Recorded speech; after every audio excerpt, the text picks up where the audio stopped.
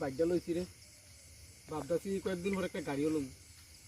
ওইটাই হয়েছে মালিক হয়েছে ওইটা নিলে আনতে পারলাম না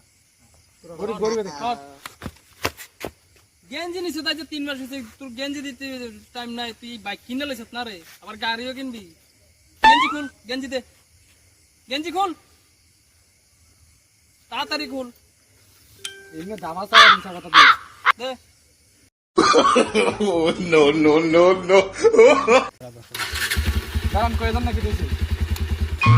আর বেটা যে 3 মাস হইছে আমার থেকে একটা গেঞ্জি নিছে তার গেঞ্জি নাই তো হোর বাজ যাবো কইয়া গেঞ্জি দিছে তার তে কইছে পরের দিন দিয়া দেবে তুই অন দিয়া দে না গেঞ্জি বেটা তো অনাইতে